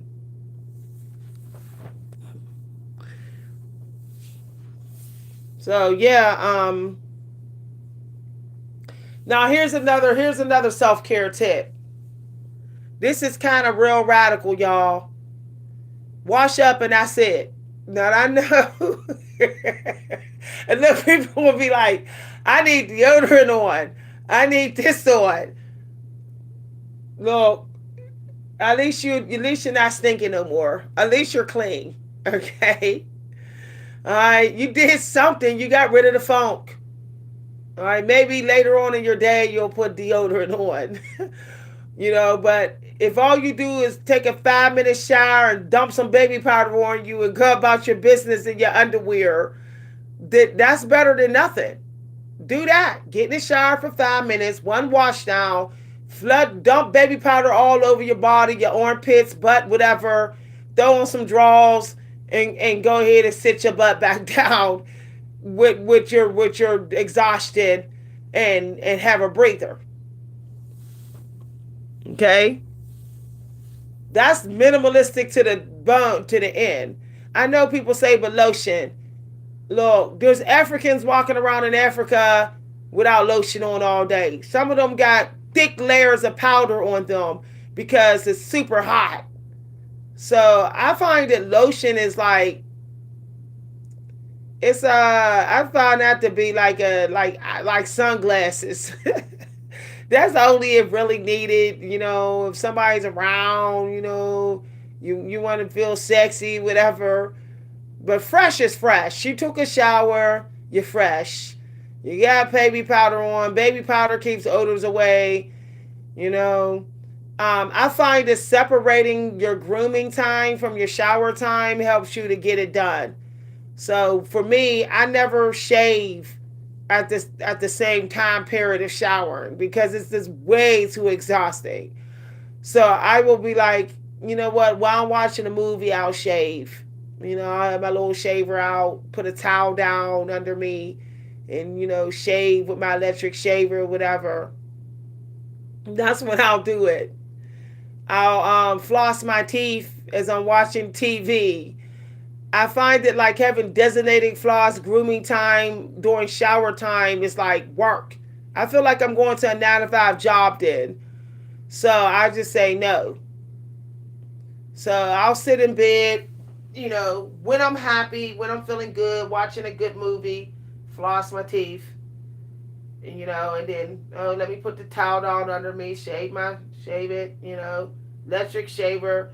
And I don't even go for a smooth shave. I'm just trying to get the hair off so I don't look like, a werewolf. So I'm good, you know. Just so I look like I tried. I want to look like I'm trying. Just look like you're trying to take care of yourself. Do you look like you're trying? Do you smell less funkier than yesterday? Like, this is the realest talk, y'all. Just look like you're trying. I don't got the perfect shave, but I did shave. I don't smell glorious, but I ain't stinking. I don't got the best clothes on, but they clean. I'm serious. I didn't take a long shower, but I showered. See, flip it to a positive. When you feel like your self care is getting nowhere, you're not hanging in there. Put something positive on it. I didn't floss my teeth 3 times a day, but I did floss. I didn't brush twice a day, three after every meal, but I did brush. I'm doing better. I remember a point in time I went 2 days without brushing my teeth, and now I get one brushing. Praise God. Here's another thing when you celebrate. Like when you literally say, praise God, I got this shower done. You you're giving gratitude for the fact that you actually showered. Thank you, God, for getting me in this shower. I know we stay here in gratitude for money, house, partners, kids, property, but what about thank you, God, for getting me in this shower for 5 damn minutes? Like at least I put some soap over this body. If you're really struggling with self care, really struggling with showering, I say baby steps. Like a little kid learning how to shower. Get in the shower, put the body wash in a bowl, and dump it over your body. Dump it over your body, and literally just spray your body down with the shower hose. Okay, and get out. I know people are like, that's not showering. It's better than no soap and water. It's better than just being funky. Okay, so you can use the shower head to act like it's like scrubbing you. Like take the shower head and go up and down on your body with the spray of the water, like you're fake showering. You're fake showering, and then you're like, okay, I got in. And then maybe in 2 days later, you might, yeah, let me try a little scrubbing. Let me scrub a little. I did a little bit of scrubbing. And each time you get in, you'll notice you're able to do a little bit more. You're able to do a little bit more. And then before you know it, you're taking a full flash shower again. Okay? Serious. I remember when I had major burnout working at my retirement home, the retirement home, and I collapsed. I literally collapsed on the job, and I had to be carried to the nursing station. And I was admitted in the hospital for 2 days for exhaustion, like Mariah Carey. I was in the hospital for 2 days for exhaustion and low blood pressure. My pressure wouldn't go up because I was exhausted, full-fledged burnout. I was working 60 hours a week and running with a child and cooking and cleaning and stuff. So I'll never forget, I was like, F it. I was just like, wash up, mouthwash. Wash up, mouthwash. That was it, y'all. That was it. And then, even then, I couldn't even do that. I could barely do that. And when it was just wow. It messed up my stomach. The exhaustion and burnout got so bad that I was almost going to the bathroom on myself. Um, that it showed. I collapsed, and then my boss was like, "Go ahead." When I came back on the third day, she was like, "Go ahead home." I never ever thought I'd have a boss say, "Go ahead home and take some time off." My boss looked at me and was like, "Go ahead home for a couple days. Go get some rest." I looked at her, I was like, "You sure I got it? I got the floors. I got all the people, whatever." She was like, "Just nope, leave all the people. We'll get the volunteers to take over for a few days. Just go ahead." And I'll never forget, she said, "Go downstairs and take a shower." Y'all telling y'all no lie. That really happened to me. And I said, I'm okay. I don't She said, "You've been running to the bathroom. Um you don't look right. You ain't right. Nothing right. Go." She said, "First of all, I want you to take this." She said, "I got some soap in here, some soap body wash in here, and sanitizer." She said, "Go downstairs in the locker room and take a shower and go home and take a couple days off to rest." I said, "All right." I never thought anyone would ever see my burnout. I thought that I was able to continue. 1 month later, I had to resign. I didn't recover. So, and it took me about 3 years to recover from that burnout. I had to work part time and rest a lot, y'all. You know that's embarrassing when you work yourself to death where you can't stop stinking. I only was able to. I had to wash my daughter up, do her laundry, cook for her, get her dressed, take her to school, run 2 hills, run across a bridge, run another hill to work, run 3 floors and get about 50 people into the room, do the activities, feed them, get them all back safe from each activity, bring them up and down, up and down, up and down for 8 days, 8 hours straight, 40 people over and over again. Imagine escorting 40 people every hour. People who's insane, attacking you, trying to escape. You chasing people outdoors, checking the alarms, keeping people from falling. People died in front of you and you got to try to resuscitate them or get somebody who can. All kind of stuff was going on. One day, y'all, like I said, I just collapsed. I was sitting on a floor in the dementia unit, the fourth floor on the floor. And the housekeeper dude came over and was like, "What's wrong?" I said, "I don't know. I can't get up. I can't walk. I'm just out of energy." He was like, "You're burnt out." He said, I said, "I can't stand." I was literally out of energy. And he carried me downstairs, and my heart rate was like 120, like really, really high. The nurse was like, "We're going to call paramedics. We're worried about," she said, "we're worried about you having a heart attack." I was that burnt. Third day, as I said, I went back to work on the third day. All the times I was skipping showers and only washing up and doing mouthwash, my body literally started to reek of backed up bowel. I was backed up with so much bowel from my gut health under so much stress that I was just constantly going to the bathroom, y'all. And it was reeking out of my body. All the stress hormones was stinking me up. And I guess my boss finally figured she better do something or else, lawsuit. She was like, "I don't want you she said, "We don't," I forget what she said. She said, "We don't want you filing a suit on us or anything either, and um working compensation either." She said that as I was getting my stuff to leave. I said, "Oh, okay, I understand." She said, "Come back in a few days when you're rested. But when she said, "Go down and take a shower first," I said, "Woo, child, that was embarrassing."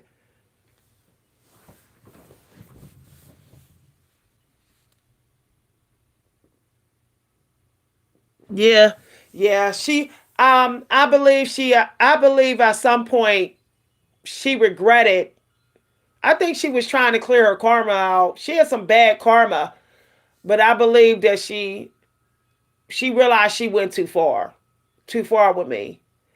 And I think she was worried that I was going to sue, working compensation as well. She lose her job too. They fire managers for sometimes overworking employees and then having to pay working compensation. So, yeah, I could truly say that I was actually admitted in the hospital for exhaustion. So don't think you can't get there. Okay? Don't think you can keep on saying I'm gonna push through and who cares? My self-care don't matter, but you're gonna collapse. Literally hit the floor like I did. My husband collapsed about a year ago. I heard this loud thump. And I was like, "What the hell was that?" And I looked and he was laying on the floor. And I said, "How did you?" He said, "My body gave out." He didn't even trip or fall, y'all. His body literally just went poof, and he couldn't get up or anything. I said, "I might have to call the paramedics." And I had to try to help him up. And then I realized I was like, "Ooh, he's smelling real, real bad too." And so I realized he had like major exhaustion and burnout. So that's when I was like, he can't do this on his own. He can't take care of himself. He can't do it on his own no more. He's done. He's done. And he said to me, he said, I wish I never took a labor job. I shouldn't. No, no. He was just looked at me like he should have never did it. But those was in the 90s. We were glorifying working labor jobs. See, that's the problem. Generation X said it was. We thought it was okay. We thought we would be respected. But now Generation X workers are like this burnout. No, they don't care. They don't care. The employers don't care. They're slaving us out. So like I'm here struggling with my self-care, and today I gotta wash somebody up. I gotta half wash them up, put the medicine on them tonight. you know I gotta get their stuff out the wash up and stuff. It's really hard when you got two people burnt out simultaneously. For me, it's a different kind of burnout. He's physically burnt out. I'm emotionally and mentally from endless trauma, grieving, and all type of hell over the last 5 years. Mental abuse. I thought my childhood abuse. I thought I was imagining things, and then I found out that it's true. So that was like a kick in the gut. I used to think my dreams that I had about being beat up as a child and abused and all, I thought they weren't true. I didn't want to believe they were true. I would always get anxiety around these three people in my family. I could never explain why I would go breathless around them. And my sister finally told me that what I drink was true, that they was beating me up. After, like, that took a toll on me energetically, and having to see these people when my mom died.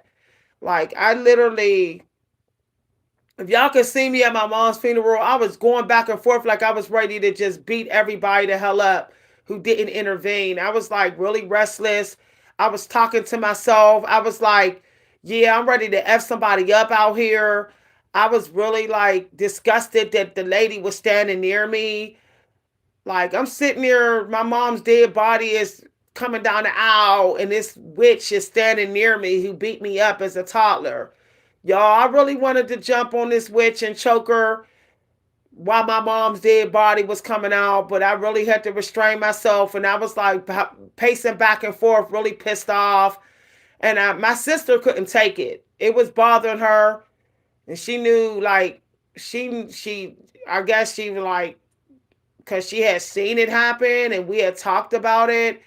So she snapped out and I went after one of the people that was cool with the witch.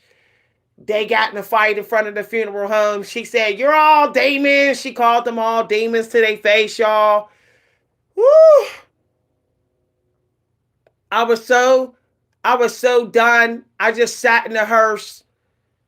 Like, the dude was like, I was like, I can't even get out. I'm sick to my mother effing stomach.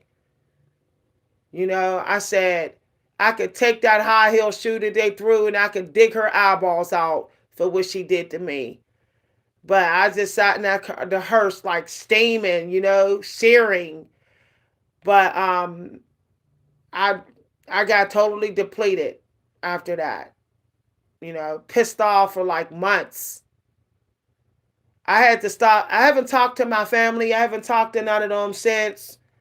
It's been about 5 years. I haven't talked a couple of years. I haven't talked since, because I told y'all with my dad's funeral, they left all the bills on me, lied, said they was going to pay their half of my dad's funeral, never paid. Had me design the funeral by myself. I did his funeral by myself, and then left all the bills on me. So when I tell y'all depleted, depleted, depleted, totally emotionally, I'm emotionally burned out. That's why when y'all see me go off sometime on the channel, that's somebody emotionally burnt, exhausted.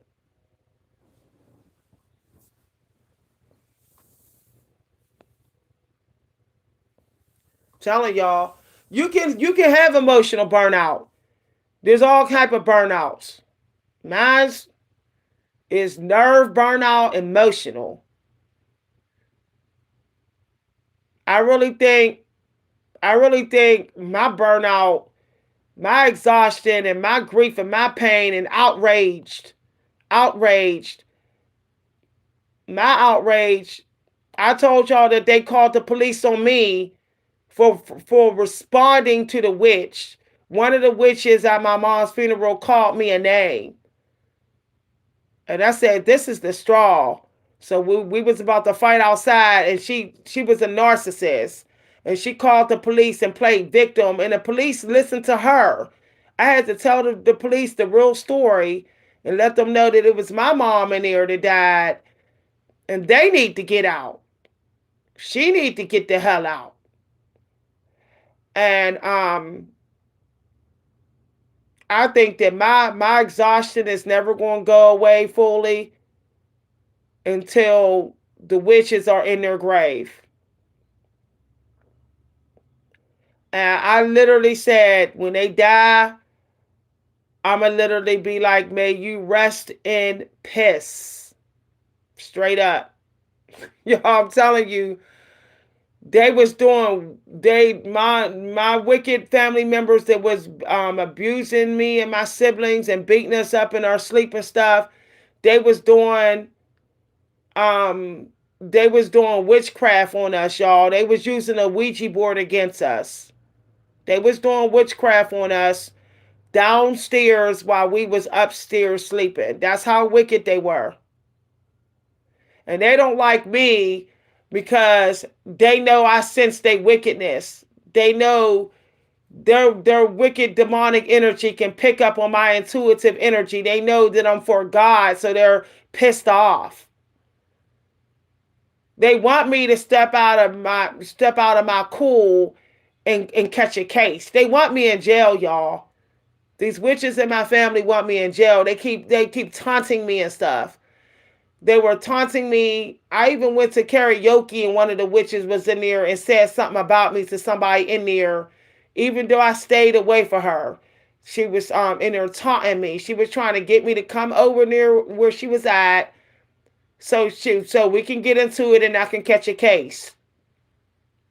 When you got something like this going on, it can be extremely exhausting.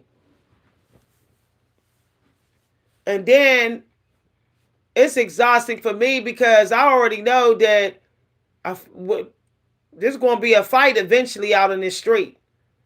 Like, the devil is always tracking.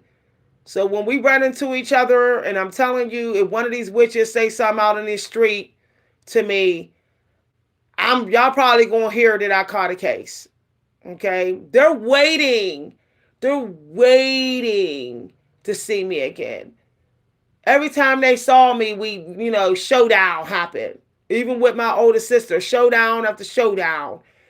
I said, okay. They try me while I'm in this menopause. While I'm going in menopause, somebody gonna regret it. They gonna regret it. Let me have a hot flash right before they try me, and they gonna feel the force of this hot flash. That's what's gonna happen. It's a shame. Everywhere I go, I gotta stay ready. I gotta stay ready for these witches. It's a shame to have to live your life like this, where it's like, oh well, these witches, they could try me at any time. I better be ready for a fight. It's sad that I can't walk the streets in peace. Me and my sisters can't walk the streets in peace because these witches have been hell bent on destroying us since we was little toddlers. Their jealousy is that strong, y'all.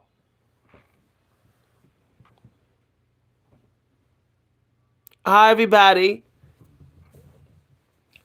I'm telling you, if I sent a picture of these witches to a friend of mine's, right? A friend of mine's, they were struggling with their self-care because they was being abused by their wife. So they was asking me for advice because I was married longer than them or whatever, and they was asking me what can they do to fix their marriage, what can they do, to work on it or whatever.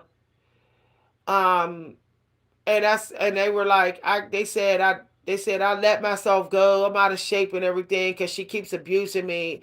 I don't know how to stop the abuse or whatever. And they was like they see a demon. They said they seen her metamorphose into a demon right before his eyes. He said, and they went to counseling, and she turned into a demon in front of the counselor. And they said the counselor got scared. So I told him, I said, you want to see a real scary demon, like a head witch. I sent them a pictures of the witches, and that's been coming for me and my sisters. He was like, I'm telling y'all, if y'all saw this picture, y'all would be like, ooh, ooh. Hi, everybody.